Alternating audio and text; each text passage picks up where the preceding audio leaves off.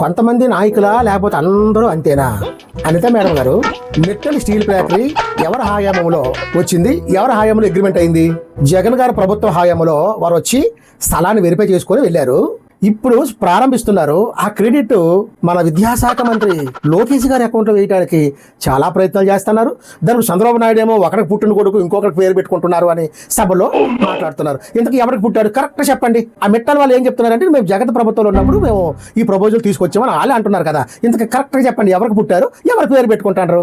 మీ అందరికీ తెలుసా, ఒకే ఒక జూమ్ కాల్ తో ఈ ప్రాజెక్ట్ తీసుకొచ్చిన ఏకైక నాయకుడు నా సోదరుడని చెప్పుకోవడానికి నేను చాలా గర్వపడుతున్నా. ప్రజలు నిజాన్ని తెలుసుకోవాలి. అటు చూడండి. ఇదే ఆదిత్య మిట్టల్ని, ఇదే మిట్టల్ వాళ్ళు నేను డావోస్ 2022లో డావోస్ పోయినప్పుడు నన్ను కలిసినారు. వాళ్ళు అప్పట్లోనే గ్రీన్ కో ప్రాజెక్ట్లో 4,800 కోట్ల రూపాయలు పెట్టుబడి పెట్టడానికి ఆ రోజుట్లో డావోస్లో అప్పుడే నా సంవత్సరంలోనే